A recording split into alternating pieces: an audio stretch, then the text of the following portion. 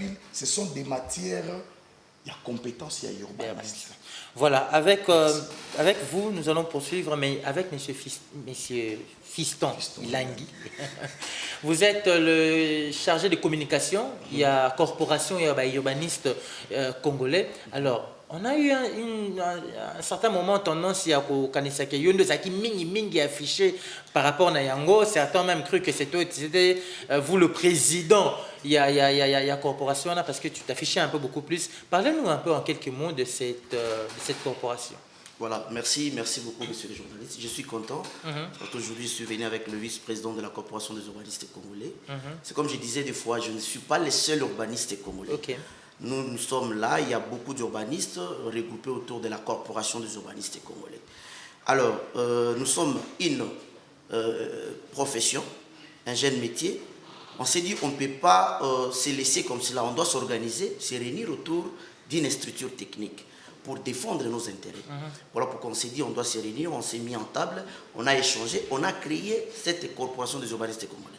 On a les documents juridiques qui existent, on se bat maintenant pour avoir un ordre. Parce que déjà l'ébauche de notre projet de loi est là.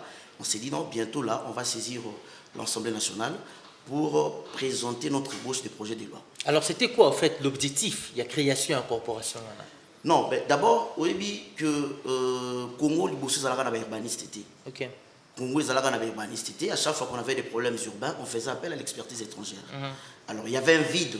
On s'est dit on doit créer nos propres urbanistes congolais pour répondre à différents problèmes de la ville. Voilà pourquoi on avait créé les départements d'urbanisme à l'IBTP. Alors, nous sommes des jeunes. La profession également aussi, les jeunes en RDC. Okay. Alors, on s'est dit, comme c'est une profession, vous allez bongoter, éparpiller, non. On doit se réunir autour d'un corps pour avoir une force.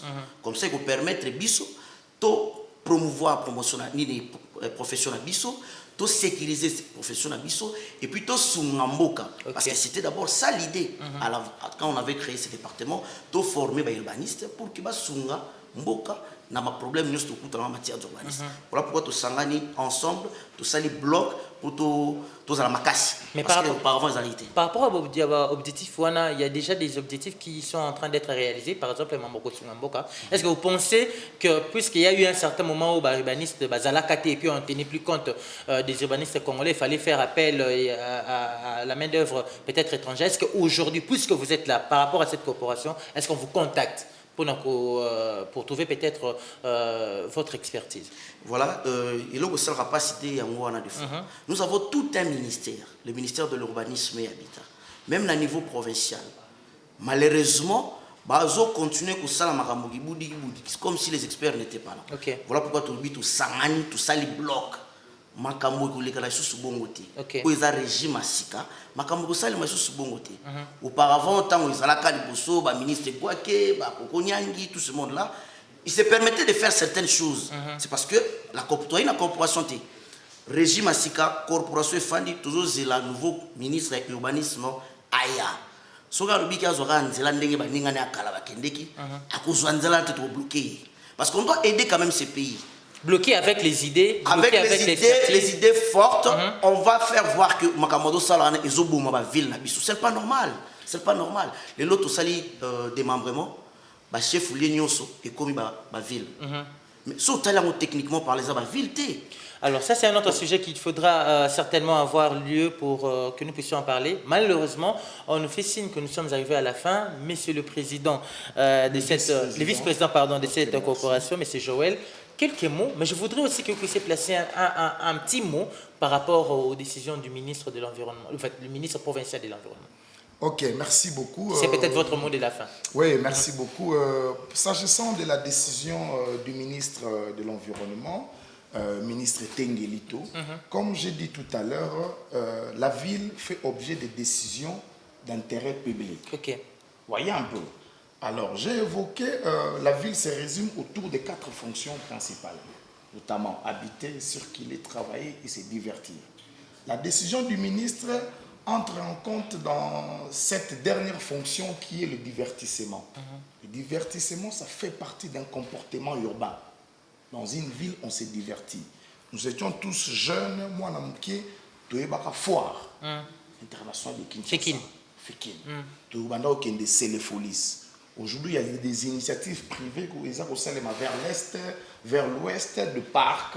C'est pour le divertissement, ça fait partie. Il y a comportement, il y a moto.